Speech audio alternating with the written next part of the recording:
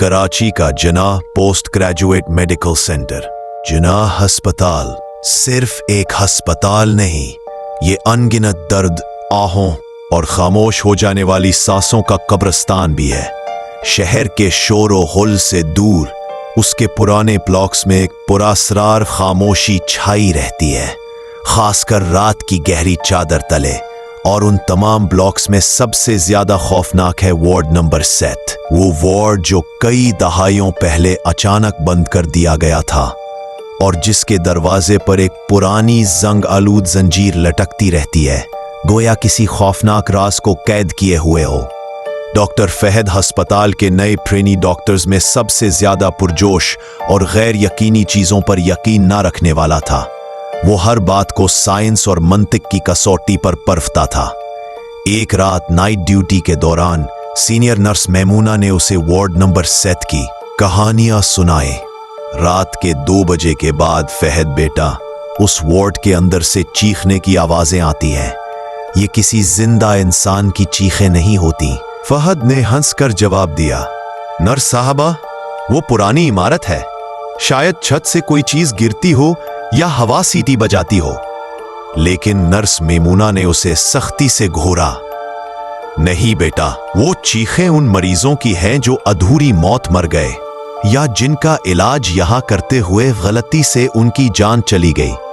खासकर एक लड़की आमना की रूह, जो उस वार्ड में मरने वालों में सबसे ज्यादा बेचैन है। फहद की तजस्सुस को चोट लगी। उसने फैसला किया कि वो आज रात वार्ड नंबर 7 का मुआयना करेगा।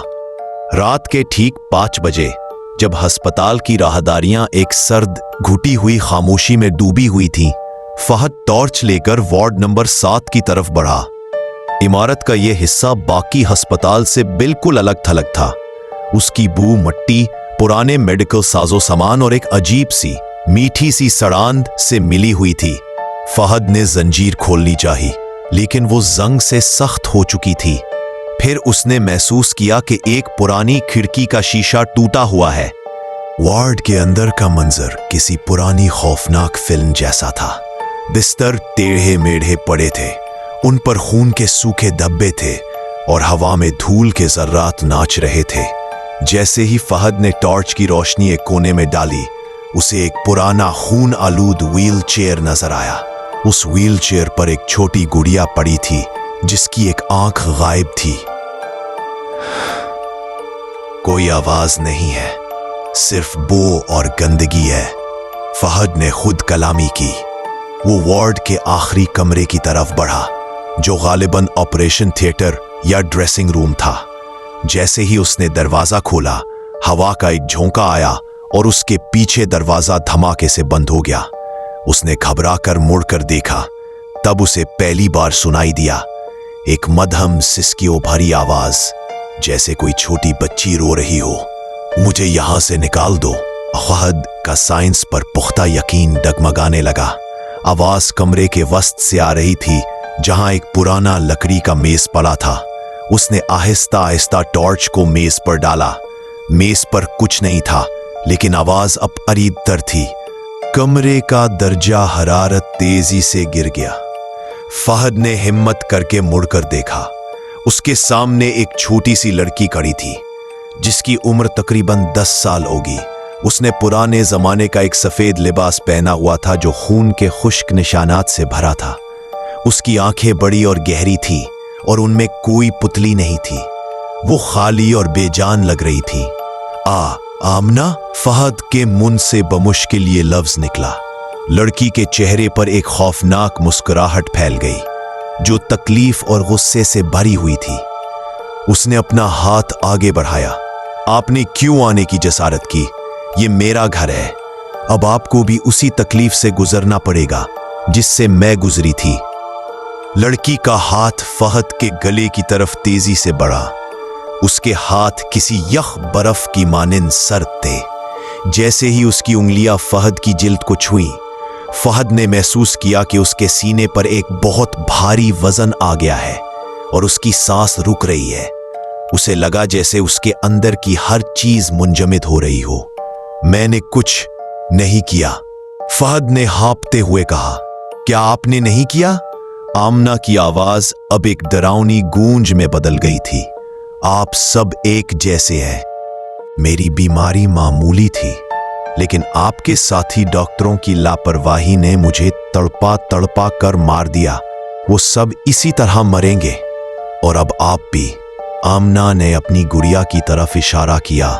गुड़िया ने भी उसी तरह का खौफनाक आंख के बगैर चेहरा फहद की तरफ कर दिया। फहद को समझ आ गई थी कि ये व्हील चेयर, ये कमरा और वो गुड़िया सब आमना की आखिरी यादें हैं। उसकी रूह वहां से जाने को तैयार नहीं थी, वो सिर्फ इंतकाम चाहती थी। फहद ने अपनी पूरी ताकत लगाई और एक जोरदार झटका देकर खुद को आजाद कराया। वो पागलों की तरह दरवाजे की तरफ भागा, लेकिन जैसे ही उसने दरवाजा खोला, आमना उसके सामने खड़ी थी। उस बार उसकी आंखों से खून रस रहा था। अब आपको जाना नहीं मिलेगा। फहद ने तेजी से आंखें बंद की और बेसाख्ता बुलंद आवाज में दुआ पढ़ना शुरू कर दी।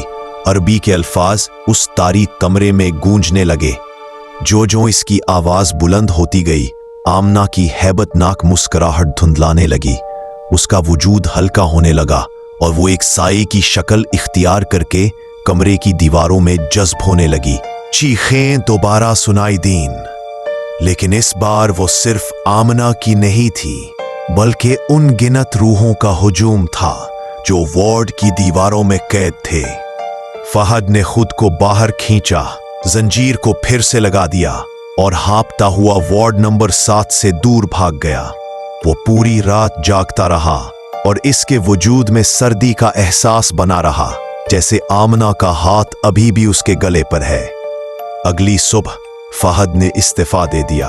उसने किसी को वार्ड नंबर 7 से दूर बहा की हकीकत नहीं बताई।